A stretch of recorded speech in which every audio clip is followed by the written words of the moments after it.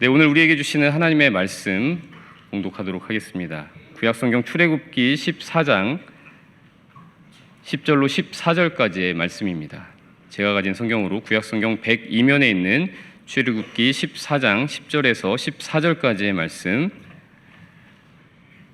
하나님의 말씀을 제가 봉독하겠습니다. 바로가 가까이 올 때에 이스라엘 자손이 눈을 들어본즉 애굽 사람들이 자기들 뒤에 이른지라. 이스라엘 자손이 심히 두려워하여 여호와께 부르짖고 그들이 또 모세에게 이르되 애굽에 매장지가 없어서 당신이 우리를 이끌어내어 이 광야에서 죽게 하느냐? 어찌하여 당신이 우리를 애굽에서 이끌어내어 우리에게 이같이 하느냐? 우리가 애굽에서 당신에게 이른 말이 이것이 아니냐? 이르기를 우리를 내버려 두라. 우리가 애굽 사람을 섬길 것이라 하지 아니하더냐? 애굽 사람을 섬기는 것이 광야에서 죽는 것보다 낫겠노라. 모세가 백성에게 이르되 너희는 두려워하지 말고 가만히 서서 여호와께서 오늘 너희를 위하여 행하시는 구원을 보라. 너희가 오늘 본 애굽 사람을 영원히 다시 보지 아니하리라. 여호와께서 너희를 위하여 싸우시리니 너희는 가만히 있을지니라. 아멘. 하나님의 말씀입니다. 네, 고사성어 중에 백문이 불여일견이라는 말이 있습니다. 다들 잘 아시리라 생각합니다. 어떤 것에 대하여 100번 듣는 것보다 한 번 눈으로 내가 직접 보는 것이 더 낫다라는 말이죠. 한 번 내 몸으로 제대로 경험하는 것이 훨씬 더 중요하고 또 잘 기억이 된다라는 의미입니다. 정말 그런 것 같습니다. 무슨 일을 하든지 또 어디를 가든지 100번 설명을 듣고 또 사진을 보는 것보다 내가 직접 한번 그 장소에 가보는 것, 또 내가 몸으로 경험해 보는 것이 훨씬 더 잘 기억이 나게 됩니다. 지난 주간에 단기 선교로 인도를 다녀왔습니다. 저는 몇 년 전에도 이제 인도와 비슷한 방글라데시라는 나라를 여러 번 다녀오기도 했고, 아시는 분들은 아시겠지만 작년에 제가 우연치 않게 인도에 다녀온 경험이 있었습니다. 저는 그런 나라들을 좋아합니다. 그래서 많은 분들이 인도에 가는 것에 대하여 많은 걱정들을 하시고 하셨는데 저는 오히려 더 설레고 반가워졌습니다. 하지만 인도라는 나라가 경험이 없는 사람들에게는 참 미지의 나라처럼 보여집니다. 함께 선교를 갔던 이들 중에서는 인도를 한번 이렇게 갔다 온 이들이 있었기에 두려움이 좀 적었지만, 인도를 다녀와 보지 않은 한 지체는 내 생에 인도라는 나라는 이전에도 없었고 앞으로도 없을 것이다 장담을 했지만 다녀온 이도 있습니다. 그러고 나서 한 번은 또 가보고 싶다라고 한 지체도 있습니다. 다양한 매체를 통해서 본 인도는 청결함의 문제도 있고 조금 안전에 대한 문제도 있어 보여서 굳이 내 돈을 내고 그런 곳을 가야 하나라는 생각이 드는 곳이기도 합니다. 그러나 경험해 보면은 TV나 유튜브, 빠니보틀에서는 경험하지 못하는 눈과 귀와 코가 아주 향기로운 냄새와 다양한 소리들을 들을 수 있는 그런 경험들을 하게 됩니다.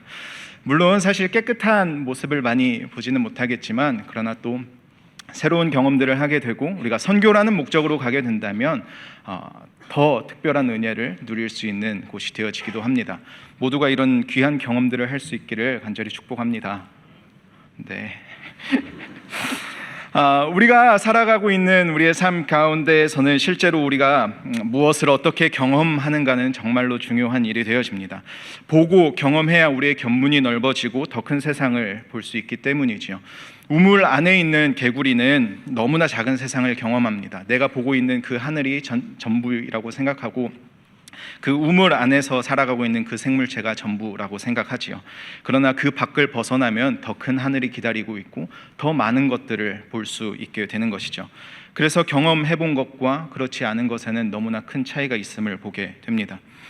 그러나 이것은 그저 우리의 일상의 삶에서만 중요한 것이 아닙니다. 우리의 신앙에서 경험하는 것은 너무나도 더욱 중요합니다. 신앙은, 또 믿음은 우리가 아는 것도 중요하지만 그러나 그것을 살아내는 것은 더 중요한 일이 되어지기 때문입니다.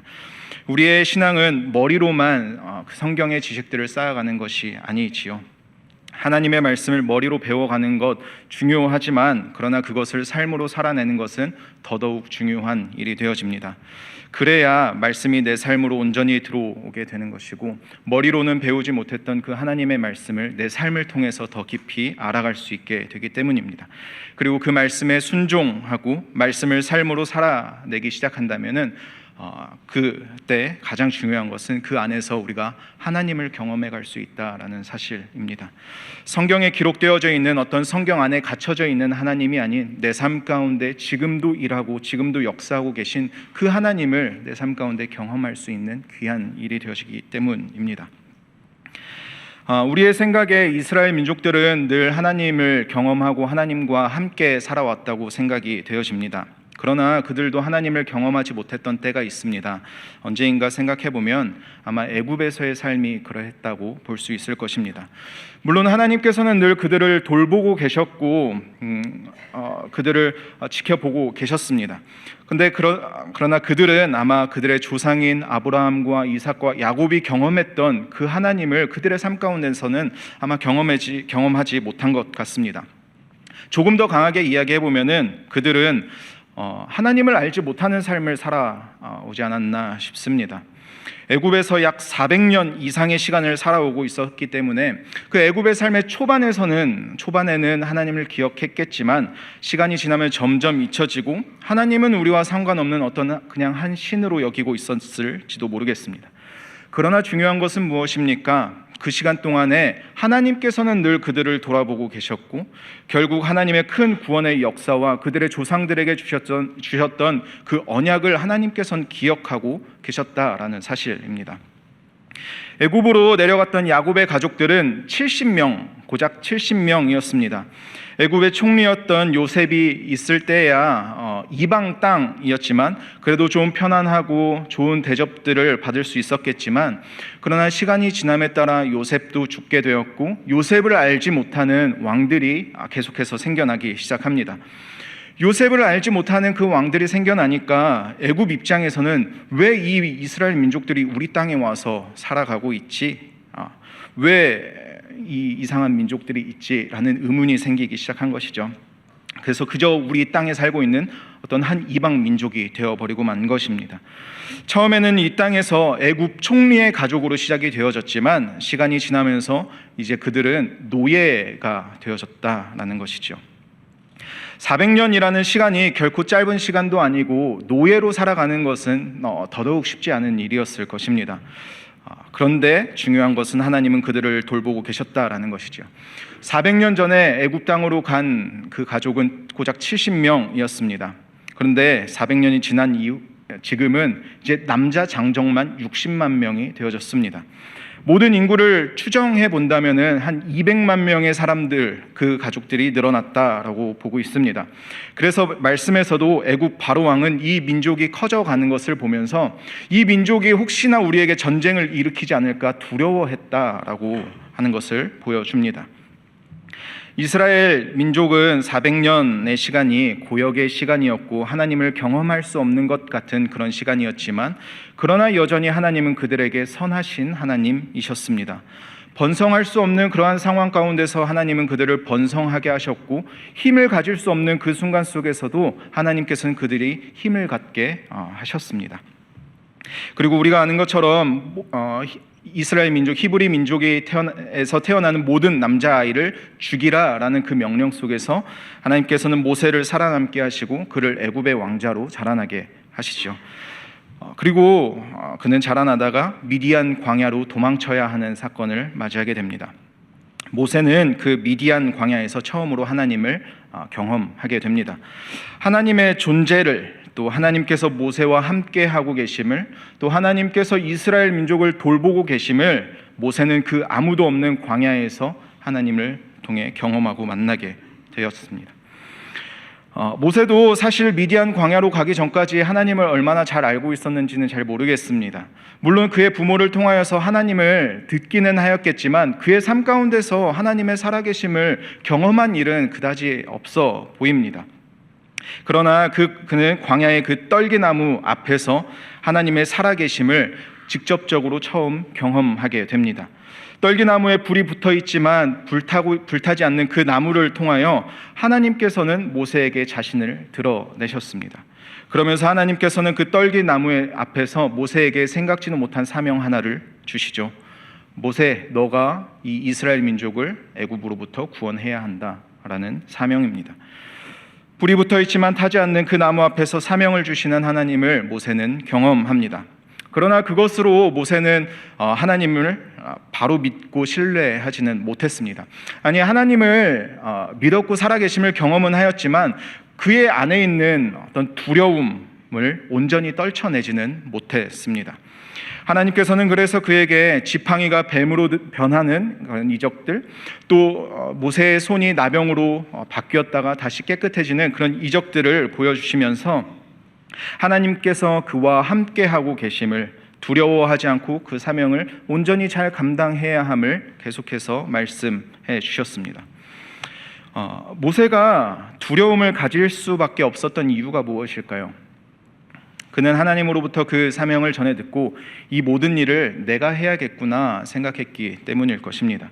하나님께서 나에게 이 막중한 임무를 주셨는데 내가 이 일을 할 수 있을까 없을까 고민합니다.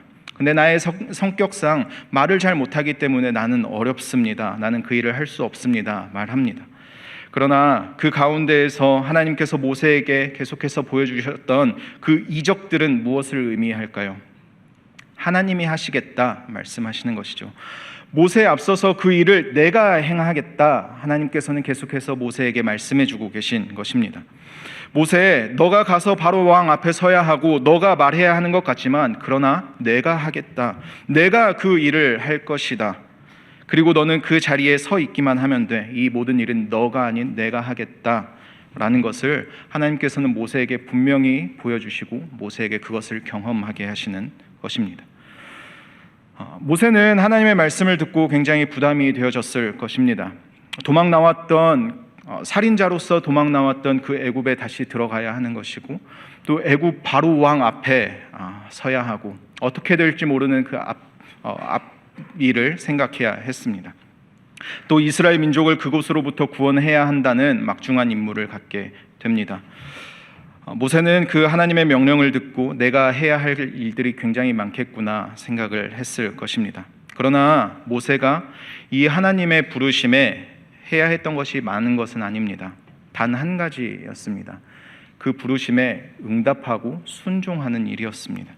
그 부르심에 순종하였을 때 그 모든 이후에 이루어져야 할 그 모든 일은 내가 하겠다, 하나님 내가 하겠다 말씀하시는 것이죠. 모세는 그의 형제인 아론과 함께 애굽으로 가서 하나님께서 주신 그 사명을 다하기 위해 갑니다. 두려움으로 할 수 없을 것 같았던 그 바로 왕 앞에 서는 일을 하게 됩니다.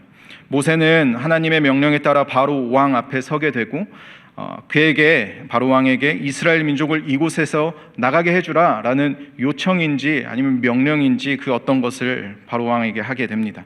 바로 왕은 이 어처구니 없는 모세의 말을 듣고 어떻게 반응합니까?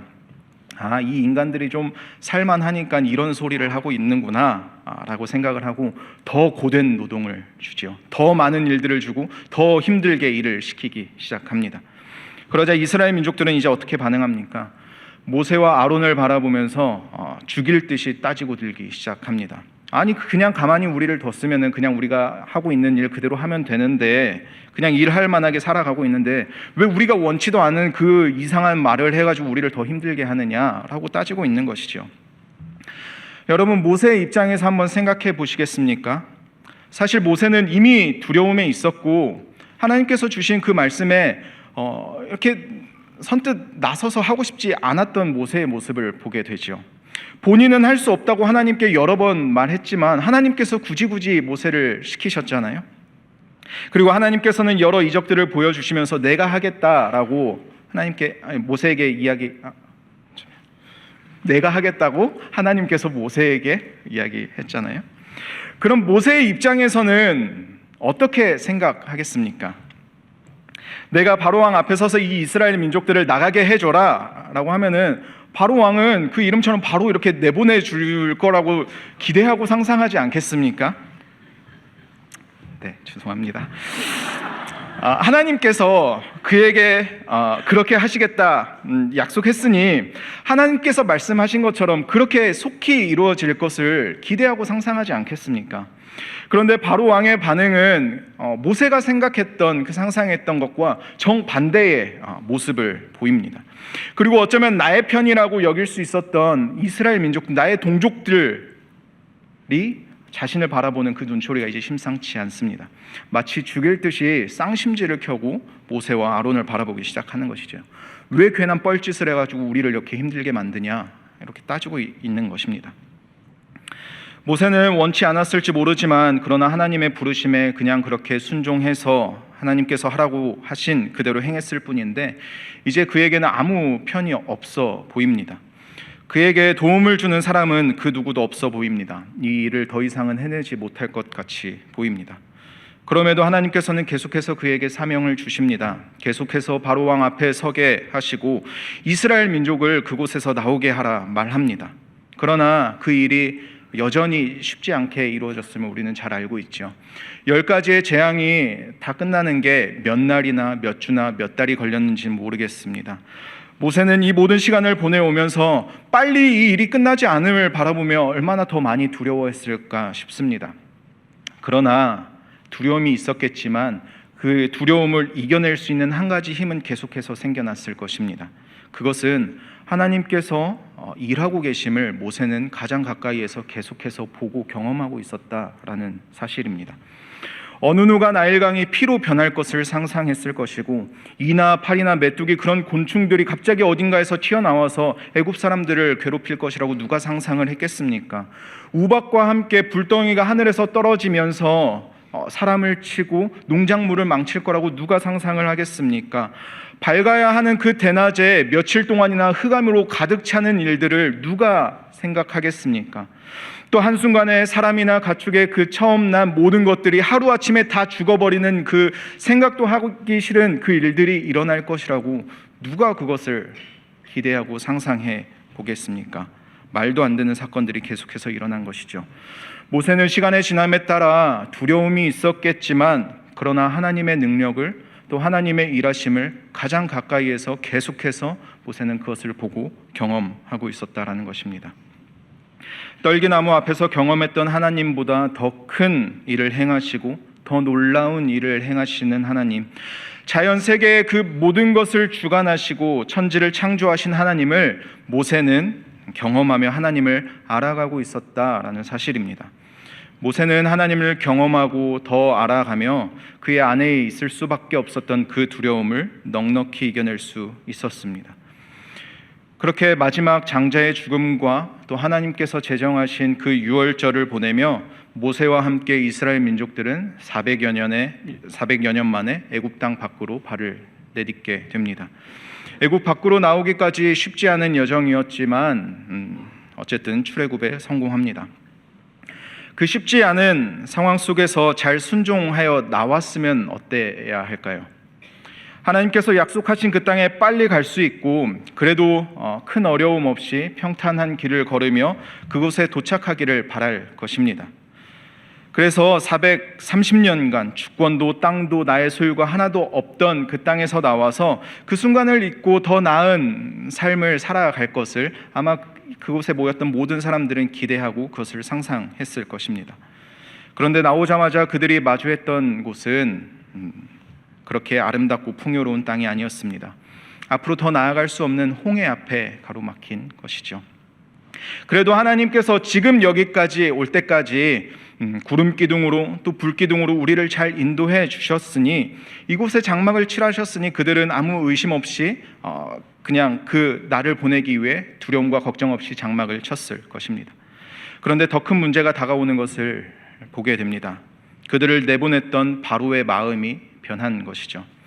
이스라엘 민족들이 애굽을 나온 지 얼마나 며칠이나 지났는지는 잘 모르겠습니다. 그러나 그 기간이 아주 길지는 않았을 것 같습니다. 이스라엘 민족, 그들의 노예가 없기 시작하니까 그 땅이 잘 돌아가지 않는 것을 보았겠죠. 일할 사람이 많이 있어야 우리가 강한 민족이 되고 또 강한 성읍을 계속해서 쌓아갈 수 있을 것인데 그렇게 일할 노예가 다 나가버렸으니 일할 사람이 없어진 것이죠. 바로는 불안해졌을 것입니다. 그리고 이스라엘 민족들이 왔던 그 길을 따라 이들을 잡으러 옵니다. 그들을 쫓아오고 있는 것이 무엇입니까? 그냥 일반 군대도 아니고 바로 왕이 특별히 선택한 병거 600대와 그것을 다스리는 모든 장관들 그리고 많은 마병들을 타고 그들을 쫓아옵니다. 지금으로 보면 최신식 무기들 또 수많은 탱크를 몰고 그 뒤를 따라오고 있는 것입니다. 무기 하나도 없는 그들에게 지금 이런 탱크 수백 대를 가지고 따라오기 시작한다는 것입니다. 전쟁을 해본 적도 누구와 싸워본 적도 없는 이 이스라엘 민족을 잡기 위해 애굽의 총병력을 다 하고 있습니다. 이스라엘 민족은 두려워 떨 수밖에 없을 것입니다. 두렵고 후들 떨리는 것이 당연한 일일 것입니다. 그들이 장막을 치고 있는 그 바로 앞에는 거대한 바다가 가로막고 있습니다. 200만 명이 되는 사람들이 헤엄쳐서 넘어갈 수 있는 곳도 아니고 그렇게 상상할 수도 없을 것입니다. 앞으로 갈 수도 없고 뒤로 갈 수도 없고 옆으로 갈 수도 없고 여기저기 도망간다고 할지라도 200만 명의 사람들이 어딘가로 숨어 들어갈 수 있는 곳은 그다지 보이지 않습니다. 사방이 다 가로막혀서 더 이상 갈 곳이 없어 보입니다. 도망간다고 할지라도 하루 이틀 더 사는 것이지 죽은 목숨과 같아 보입니다. 그래서 그들은 이 병거와 마병들이 오는 것을 보고 어떻게 합니까? 심히 두려워하여 여호와께 부르짖었다라고 합니다. 여호와께 무엇이라 부르짖었는지 정확히 나오고 있지는 않습니다. 그런데 이어서 모세에게 말하고 있는 것을 보면 이들이 하나님께 무엇이라 했을지 대충 짐작을 해볼 수가 있습니다. 오늘 읽었던 본문의 11절과 12절의 말씀입니다. 그들이 또 모세에게 이르되 애굽에 매장지가 없으므로 당신이 우리를 이끌어내어 이 광야에서 죽게 하느뇨? 어찌하여 당신이 우리를 애굽에서 이끌어내어 이같이 우리에게 하느뇨? 우리가 애굽에서 당신에게 고한 말이 이것이 아니뇨? 이르기를 우리를 버려두라. 우리가 애굽 사람을 섬길 것이라 하지 아니하더뇨? 애굽 사람을 섬기는 것이 광야에서 죽는 것보다 낫겠노라. 이스라엘 민족들이 이 모세를 향해서 소리치고 있는 모습을 보면 참 어떻게 보면 유치해 보입니다. 아니 우리가 언제 나오겠다고 했냐? 그냥 우리가 바로왕 섬기겠다고 하지 않았냐? 여기서 죽는 것보다 차라리 애굽에서 죽는 것이 낫겠다. 거긴 매장지라도 있었으니까 라고 모세를 향해 따지고 있는 것입니다. 아니 그러면 안 따라 나왔으면 됐지 왜 갑자기 거기 있는 게 차라리 낫겠다라고 이야기를 합니까? 그곳에서 노예로 살아가는 것이 나았으면 그냥 있었으면 됐지 누가 머리끄댕이 잡고 억지로 끌고 나온 것은 아니지 않습니까? 여기를 따라 나온 이 사람들은 분명히 자기들 안에서도 노예가 아닌 조금 더 나은 삶을 원했을 것이고 그것을 기대했기 때문에 모세의 인도에 따라 나왔을 것입니다. 그런데 이 두려운 상황을 겪게 되니 이제 자신들을 인도한 모세를 원망하기 시작하는 것이지요. 그리고 결국 그 원망은 모세에게만이 아닌 하나님에게도 하고 있는 그 모습을 볼 수 있다는 것입니다. 모세와 하나님을 향해 시위하고 있는 그 200만 명의 군중을 보면 모세는 어쩌면 뒤에 쫓아오는 그 애굽 군대보다 이 사람들이 더 두려움의 존재가 되어질 것 같기도 합니다. 그런데 그들을 향한 모세의 대답은 이전의 모세와 같지 않습니다. 두려운 상황 속에서 내가 어찌할 바를 몰라 두려워하고 있던 그 모세와는 너무나 다른 모습을 보여줍니다. 그의 대답은 너무나 대담합니다. 13절과 14절의 말씀입니다. 모세가 백성에게 이르되 너희는 두려워 말고 가만히 서서 여호와께서 오늘날 너희를 위하여 행하시는 구원을 보라. 너희가 오늘 본 애굽 사람을 또 다시는 영원히 보지 아니하리라. 여호와께서 너희를 위하여 싸우시리니 너희는 가만히 있을지니라. 아멘. 솔직히 이 상황 속에서 두려워하지 않을 수 있겠습니까? 어떻게 그냥 가만히 서 있을 수가 있겠습니까? 차라리 조금이라도 빨리 도망쳐야 조금이라도 살 수 있는 확률이 더 생기겠지요. 그런데 모세는 아주 자신 있게 그들을 향해 선포하고 있는 것입니다. 두려워하지 말라, 요동하지 말라, 여호와의 구원을 보아라. 여호와께서 싸울 것이다. 이것은 모세의 근거 없는 자신감일까요? 근거 있는 자신감일까요? 모세라고 해서 이 상황이 두렵지 않았겠습니까? 두려움이 전혀 없었다라고 말하기는 조금 어려울 것 같습니다. 그런데 모세가 선포한 이 말 속에는 두려움이 전혀 없어 보입니다. 어떻게 그런 자신감이 있을 수 있었을까요? 그가 이렇게 선포하는 그 자신감은 그의 삶 가운데 하나님을 경험함으로부터 시작되었다라는 사실입니다. 그들을 구원하시고 그들을 이끌어내실 하나님을 모세는 계속해서 경험했기 때문입니다. 모세는 가장 가까이에서 그리고 가장 먼저 늘 상상할 수도 생각할 수도 없는 기적들을 계속해서 보았습니다. 하나님께서는 모세와 이스라엘 백성들에게 자신을 드러내셨습니다. 모세는 그것을 가장 가까이에서 계속해서 경험하고 그 하나님과 동행하고 있었다라는 사실입니다. 그래서 모세는 두려울 수 있는 그 상황이었지만 두려움을 이겨낼 수 있었던 것이고, 도저히 내 눈으로는 그 구원 받을 길이 보이지 않는 상황이지만 이 상황 속에서도 하나님께서는 어떻게든 우리를 구원하시겠다라는 그 자신감이 있었던 것입니다. 이전에도 바로 앞에 서 있을 때 도저히 방법도 그 어떤 상황도 기대할 수 없었지만 자신이 생각할 수 있는 그 모든 것을 다 뛰어넘어서 일하시는 그 하나님을 모세는 경험했습니다. 천지를 창조하신 하나님께서 그 모든 만물들을 사용하셔서 그의 위엄을 나타내신 그 하나님을 모세는 계속해서 보았습니다. 그 하나님을 경험한 모세는 지금 이 상황이 물론 두려울 수 있는 상황이지만 이 두려움이 이 상황이 모세를 압도하지 못하고 오히려 하나님이 일하심에 대한 그 기대로 그 모든 것을 이겨낼 수 있었다라는 사실이죠. 그래서 당당히 두려워하지 말라, 가만히 있어라, 여호와께서 일할 것이다, 그렇게 온 민족에게 선포할 수 있는 근거 있는 자신감이었던 것입니다. 여러분, 우리의 삶 가운데 얼마나 두려운 일들이 많이 있습니까? 삶을 계획하고 그 계획대로 진행하기 위해 애쓰고 노력하지만 그 계획대로 잘 진행되지 않지요. 슈퍼 제2의 모습으로 모든 것들을 하나하나 꼼꼼하게 계획해 보지만 그 완벽한 것이 무너지는 상황을 경험하기도 합니다. 또 분명히 하나님의 말씀인 것 같아서 그대로 순종을 했는데 순종한 그 길 앞에는 홍해 같은 건널 수 없는 어려움이 우리를 둘러싸고 있고 다시 뒤를 돌아가려고 하니 우리를 죽이려고 쫓아오는 애굽 군대가 사방을 둘러싼 그 상황을 경험하기도 합니다. 분명 하나님께서 주신 계획들이고 인도하심처럼 보여졌는데, 그래서 순종했는데, 그러면 평탄하고 안전한 길로 우리를 보내실 것이라고 기대했는데 어쩌면 내 계획보다 더 못한 상황을 마주하게 되기도 합니다. 이것이 하나님이 원하신 것이 아니었나, 하나님의 방법이 아니었나 의심하기도 하고, 하나님은 내 삶 가운데 계시지 않나 보다라는 의심과 두려움에 휩싸이게 되기도 합니다. 하나님의 말씀에 순종할 때 우리는 만사형통, 천하태평할 것을 기대하지만 그러나 늘 그러하지는 않습니다. 오히려 순종의 결과 속에는 홍해가 있고 애굽 군대가 있기도 합니다. 순종의 대가가 고난처럼 보여질 때가 있습니다. 그런데 오늘 말씀의 앞선 말씀을 보면은 굉장히 황당하고 어이없는 듯한 말씀이 나옵니다. 우리는 바로 왕이 바로 스스로가 완악하여졌다고 생각하고 바로가 후회해서 이스라엘을 쫓아왔다고 생각하겠지만 말씀을 통해서 보면은 하나님께서 바로의 마음을 완악하게 하셨다라는 사실입니다. 하나님께서 바로에게 이스라엘의 뒤를 쫓아가게 만드셨다라고 말씀하시는 것을 보게 됩니다. 이상하고 황당하지요. 헛웃음이 나오는 상황입니다. 나오게 하셨으면 편히 그 땅에 가게 해 주셔야지 갑자기 바로 왕의 마음을 바꾸시고 그들을 죽기 그 직전까지 내몰고 가시는 좀 이상한 하나님의 모습을 보게 됩니다. 그 이상한 모습의 하나님은 이스라엘을 앞에는 홍해, 뒤에는 애굽 군대로 갈 곳이 없게 만드셨습니다. 순종하여 나온 그 자리는 홍해가 있었고 애굽 군대로 둘러싸인 고난과 어려움의 자리였습니다.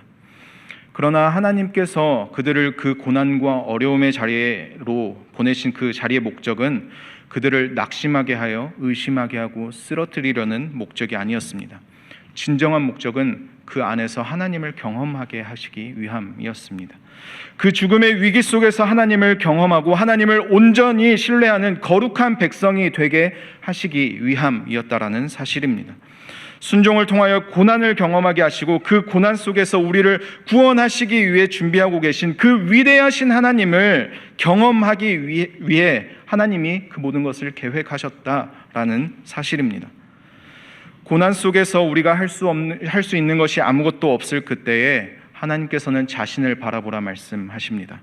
그리고 그 하나님 앞에 우리의 모든 것을 내어놓으라 말씀하십니다. 그리고 그 모든 것을 내어놓았을 때 그때에 경험할 수 있는 하나님을 만나게 하시는 것입니다. 이스라엘은 결론적으로 어떻게 되었습니까? 우리가 잘 아는 것처럼 홍해를 마른 땅 건너듯이 건너갔고 뒤따라오던 그 모든 애굽 군대들은 모두 수장되었습니다. 그리고 그 모든 것을 보고 경험한 이스라엘 민족은 우리가 읽진 않았지만 31절에 이렇게 고백합니다. 이스라엘이 여호와께서 애굽 사람들에게 베푸신 큰 일을 보았으므로 백성이 여호와를 경외하며 여호와와 그의 종 모세를 믿었더라. 이스라엘 민족들은 다시 한번 하나님께서 하신 큰 일을 보았습니다. 그들의 눈으로 또 그들의 발로 그 하나님의 위대한 그 일을 경험하였습니다. 그리고 그들은 여호와 하나님을 경외하였고 믿었다 고백합니다. 백문이 불여일견입니다. 성경을 100번 읽고 하루에 설교를 100편을 들어도 하나님을 경험하지 못한다면 그것은 나의 온전한 신앙이 되어지지 못합니다. 물론 성경을 100번 통독하고 설교를 그렇게 많이 들었는데 변하지 않는다면, 경험하지 못한다면 더 큰 기적이니 그것은 하나님이 살아계심을 더 확실히 경험한 것인지도 모르겠습니다. 우리 또한 모세와 같이 이스라엘 민족과 같이 두려움과 연약한 믿음 가운데 살아갈 때가 많이 있습니다. 순종 속의 고난을 경험하기도 합니다. 그러나 살아계신 하나님을 경험한 사람과 경험하지 못한 사람이 동일한 어떠한 어려움과 문제를 만났을 때 그들의 반응은 분명히 다를 것입니다. 어떤 이는 예상치 못한 그 일로 인해서 두려움과 원망과 낙심 가운데 빠져 있을 것이고, 또 어떤 이는 그 자리 가운데서 잠잠히 하나님을 바라보며 하나님 그 안에 들어있는 하나님의 뜻을 구하기 위해 애쓰며 하나님께서 나의 삶 가운데 어떻게 일하실까를 기대하기 시작할 것입니다. 경험한 이들과 경험해보지 못한 이들의 반응은 완전히 다를 것입니다. 사랑하는 우리 청운교회 모든 성도 여러분, 우리의 삶 가운데 함께하고 계신 그 하나님을 온전히 경험할 수 있기를 소망합니다. 그 경험을 통하여 두려움 속에서 우리를 홍해 앞으로 부르시는 그 하나님 앞에 반응할 수 있기를 원합니다.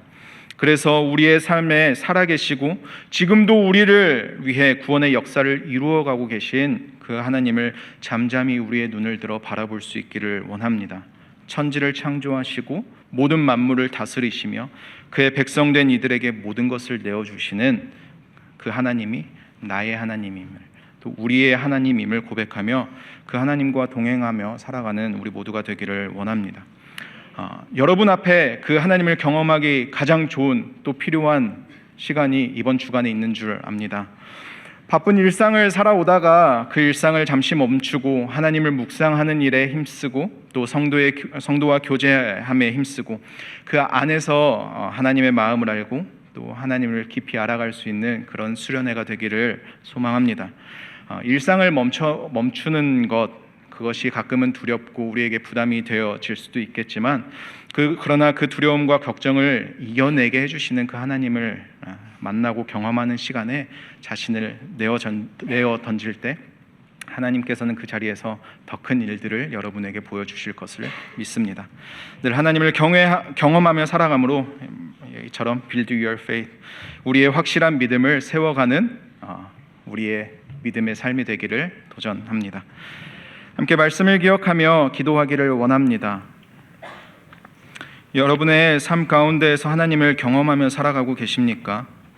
혹은 교회에 다니고 있지만 그 하나님을 경험하지 못하지는 않으셨습니까? 하나님을 경험했던지 그렇지 않았던지, 그러나 하나님은 우리를 돌보고 계십니다. 하나님께서는 홍해 앞에서, 애굽 군대 앞에서 우리를 구원하시기 위해 바라보고 계십니다. 그 하나님을 우리가 바라보기를 원합니다. 그 하나님을 기대하고 경험하기를 원합니다. 하나님을 바라볼 수 있는 믿음, 하나님을 경험할 수 있는 나의 삶이 될 수 있기를 위하여 우리 이러한 기도의 제목들을 놓고 함께 기도하겠습니다. 주님, 우리의 삶이 늘 쉬운 삶은 아님을 하나님과 동행하며 살아가고 있다고 믿지만, 하나님의 말씀에 온전히 순종한다고 생각하지만, 그러나 주님, 그 자리가 종종 우리의 고난의 자리가 되어지기도 하고 어려움의 자리가 되어지며 우리가 두려움에 휩싸이게 되기도 하고 두려움으로 하나님을 바라보지 못하게 되기도 합니다.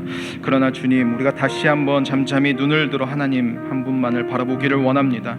주님께서 우리 가운데 행하실 그 일들을 다시 한번 바라보기를 원합니다. 주님, 우리 안에 찾아와 주셔서 우리가 하나님을 바라볼 수 있는 믿음을 주시고 주님을 경험할 수 있게 하여 주옵소서. 그 경험이 우리의 삶을 이끌어가는 귀한 시간이 되어지게 하여 주옵소서. 모든 상황 가운데 우리를 지키시고 인도하시고 구원의 은혜를 베풀기 위해 기다리시는 하나님을 우리의 믿음의 눈을 열어 바라보기를 원합니다. 하나님을 경험함으로 우리의 삶이 여호와 하나님과 함께 살아감을 늘 보게 하시고 고난과 어려움의 자리 속에서 두려워 떨기보다는 잠잠히 여호와의 구원을 바라보는 우리가 되게 하여 주시옵소서. 예수님 이름으로 기도합니다.